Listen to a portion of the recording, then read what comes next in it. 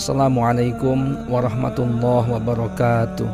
Pendengar yang budiman, ada dua bentuk penanggulangan sihir. Yang pertama yakni dengan tindakan preventif untuk menghindari sihir, dan yang kedua dengan mengobati orang yang terkena sihir. Nah, cara yang pertama ini bisa dilakukan dengan meruqyah sesuai dengan syariat. Dan di antara metode yang pernah dipraktikkan dan itu cukup mujarab adalah mandi dengan air yang telah dicampur daun bidara dengan membacakan ayat-ayat suci Al-Quran pilihan. Metode ini disebutkan oleh Dr. Said bin Ali bin Wahab Al-Qahtani rahimahullah dalam buku beliau yaitu Ad-Du'a wa Yalihil Ilaj bin Ruqa halaman 35. Kemudian pendengar, cara menanggulangi sihir yang kedua yang dapat kita lakukan adalah dengan menghancurkan simpul sihir. Cara kedua ini adalah metode menghilangkan sihir yang paling mujarab. Hanya saja cara kedua ini agak sulit dilakukan karena kita harus mengetahui simpul-simpul sihir yang ditanam oleh sang dukun.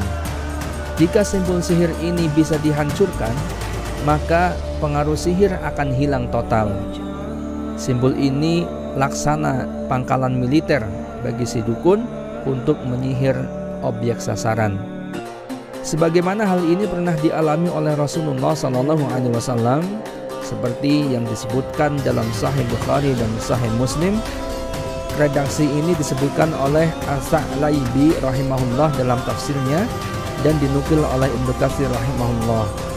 Dari Ibnu Abbas, dari Aisyah radhiyallahu anhuma menceritakan, dulu ada seorang remaja Yahudi yang menjadi pelayan Nabi SAW. Sehingga datanglah beberapa orang Yahudi menemui anak ini.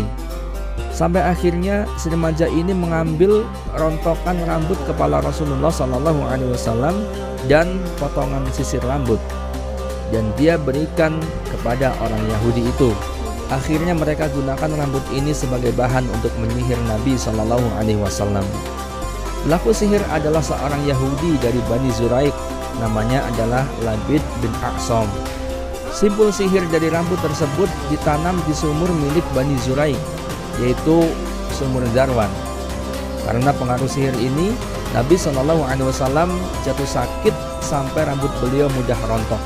Beliau SAW seolah-olah melakukan sesuatu dengan istrinya padahal tidak melakukan apapun. Sampai akhirnya beliau bermimpi, beliau melihat ada dua malaikat yang datang kepada beliau. Yang satu duduk di dekat kepala beliau dan yang satu duduk di dekat kaki beliau.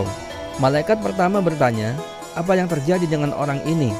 "Dia tersihir," jawab malaikat yang kedua. "Siapa yang menyihir?" tanya malaikat pertama lagi. "Labid bin Aqsam, orang Yahudi," jawab malaikat yang kedua. "Dengan apa dia disihir?" Jawabnya, "Dengan rambut dan potongan sisir."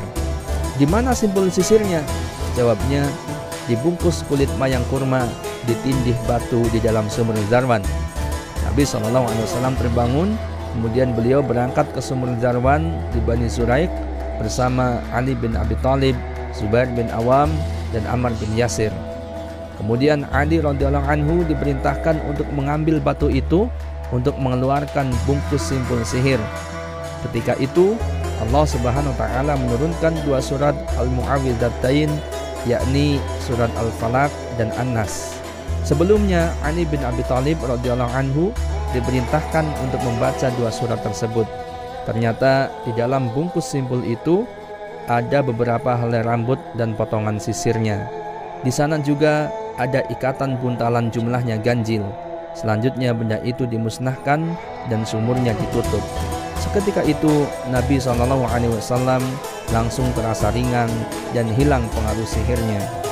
Setelah Nabi SAW kembali, beliau sampaikan kepada istrinya, "Ya Aisyah, ka'anna ma'aha nuqa'atul hinna au ka'anna ru'usa nakhliha ru'usus syayatin."